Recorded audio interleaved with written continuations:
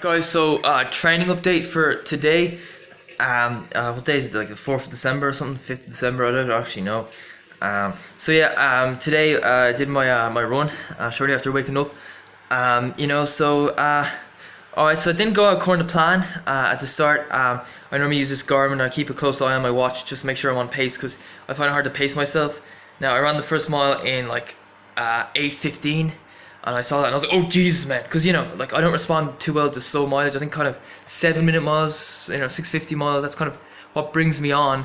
I mentioned earlier in a video, I wasn't able to upload it yesterday because there's like something wrong with my phone.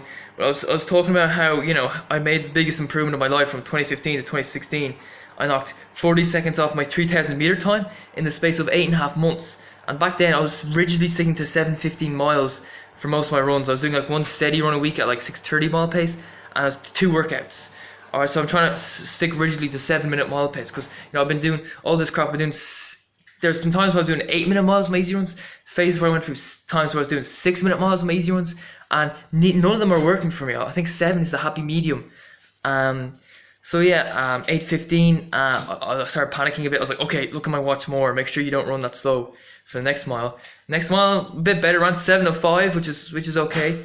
I stopped off at Tesco in Ballybrack just to buy my few things like grain mix, some nuts, and soup, because you can't really get those things. Like, you can't get the nut mix that I like in my local shop. My local shop that I normally do my shops at is Dunn's Corner Store, but they don't have all the stuff I'm looking for. So, I always sometimes stop off at Tesco and Ballybrack. My dogs are fighting each other for some reason. So then I headed over from Ballybrack over to Sallynoggin Park. I ran, I think, was it 7:09 mile, going kind of uphill, so that was okay. Then I think I ran a 7:02 miles. And after that I decided to just pause my watch and stop it. Do you know what I mean? So here it is, for 5 miles, average pace 7:20. Don't know if you can see that. It looks very blurry on the screen. Do you know what I mean? So I paused I stopped the activity, and I deleted all the runs from my watch because my watch wasn't working properly. The pacing on the watch was all over the place. I think it was because I had too many runs stored on my storage yoke, and so I stopped that, and I did it in another.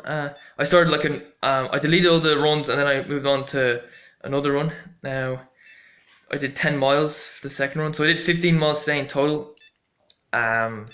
Details, so 10 miles, 1 hour, 10 minutes, 35 seconds. Average pace 7:04. So yeah, for the most part I was hitting like just under 7-minute miles, hitting like 6:56, 6:55 kind of thing. Then I slowed down slightly, I was hitting like 7:05. And Sallynoggin Park is like 2 miles from where I live, so I left the park with 2 miles to go, around like 7:03 to get down to Camteely Village. And then last mile I was going kind of uphill for the most part, and obviously it's very difficult to compare the pace, the effort, when you're going up that kind of steep hill. But anyway, I ran last mile at 7:37.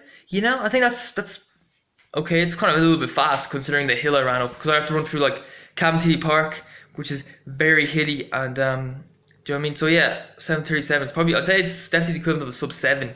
I'd say it's equivalent of like maybe a 6:45 to be honest, or a 6:50 on the flat, or maybe a bit faster. So anyway, that's my training. So 15 miles. I can't pace myself properly. That's why I'm such a slave to this watch. You know what I mean? So that's what works for me. Other guys in my club are different. They give out to me for looking at the watch too much sometimes and being a slave to it.